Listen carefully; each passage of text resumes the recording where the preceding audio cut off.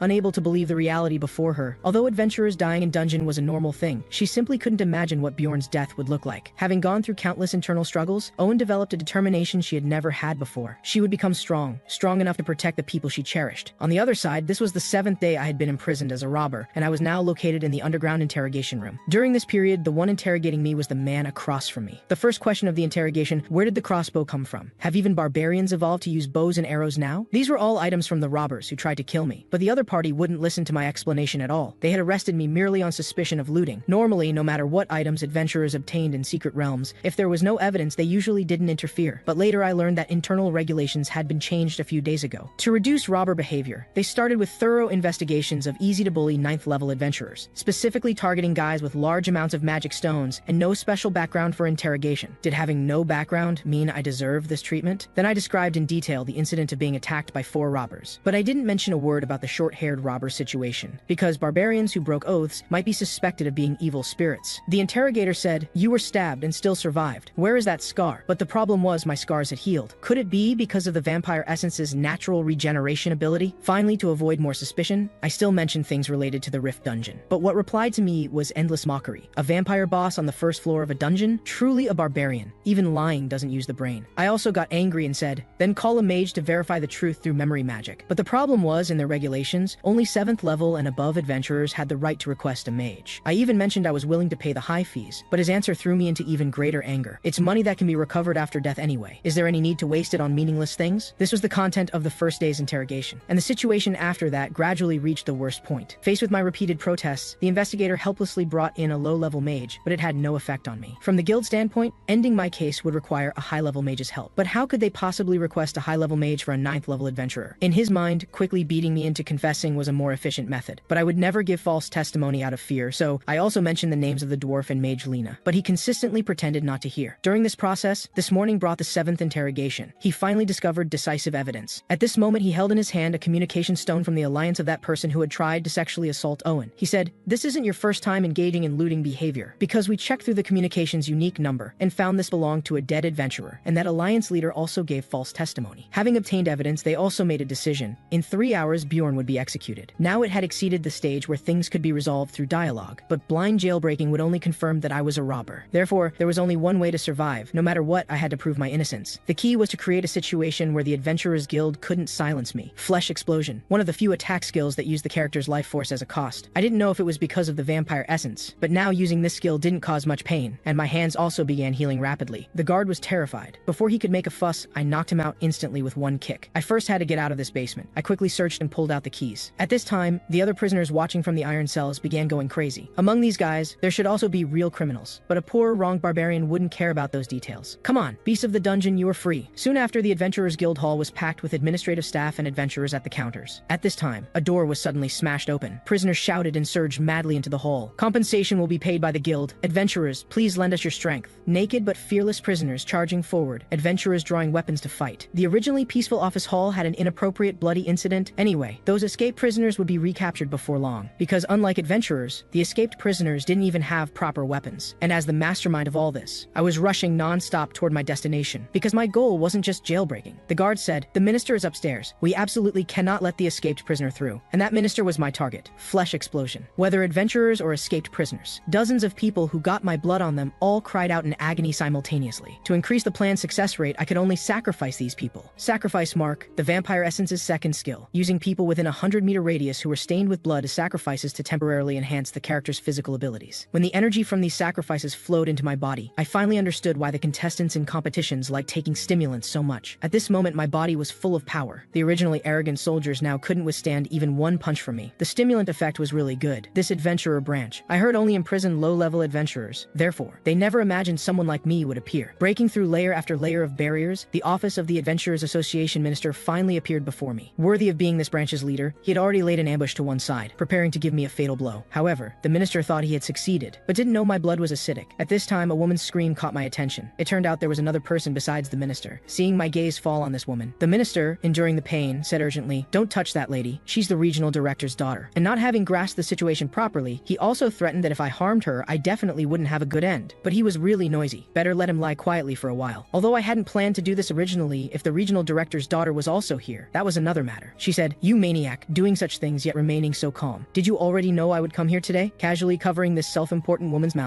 I said, "Stop your chatter." I threatened the guards who came rushing over. "If you don't want this woman to die, bring the investigator responsible for me, the Crystal Alliance leader on the first floor, and the Magic Tower mage over here." The chessboard had been laid deep enough, so now it was my turn to slowly turn the tables. "My name is Bjorn. I am a 9th level adventurer who was framed by the Adventurers Guild and whom they tried to kill. I swear to God that I am innocent. Although the Adventurers Guild wants to frame me, I am absolutely innocent. Only by making things this messy could there be a glimmer of hope for victory." At the same time, inside the Magic Tower Association, an old man was saying to Mage Lena, "A madman has appeared at the Adventurers Association. Please have the Magic Tower go provide support." Indeed, a madman. He released the robbers trapped in the branch dungeon and took the regional director's daughter as a hostage. Lena had never heard of such a madman, so she became interested. She happily agreed to the old man's assignment. But when she arrived at the scene and saw the man before her body shook with fright. That madman was actually Bjorn. She couldn't help but start cursing at me. But for me, Lena's arrival actually made things go more smoothly. I said, "Quickly use memory confirmation magic on me. As long as you read the memories from my brain, everything will become clear." But this cunning girl was still bargaining with me at this crucial moment. She wanted me to agree to one request from her in the future before she would cast the spell. Although I didn't know what it was, as long as it was within the realm of possibility, I could agree. But even a 6th level mage's power couldn't break through my mental barrier. Could it be because I was an evil spirit? I immediately changed the subject and had her start using recording magic from this moment. Just then, the guy who had been interrogating me all along arrived at the scene. They indeed had some ability. They had actually captured all the first floor escapees so quickly. But seeing me on the balcony, he pointed at me and shouted in panic, "This barbarian is the ringleader." But everyone already knew these things. Things had reached this point, so the helpless minister could only hold his forehead and say, "I heard he was wrongly accused. You are the person in charge of this case. What is your basis for determining he is a robber?" An unexpected reversal. As the investigator, he immediately judged that the current situation was unfavorable to him, so he began making excuses. First, this 9th level adventurer possessed magic stones completely incompatible with his level. So, feeling suspicious, I checked the other party's backpack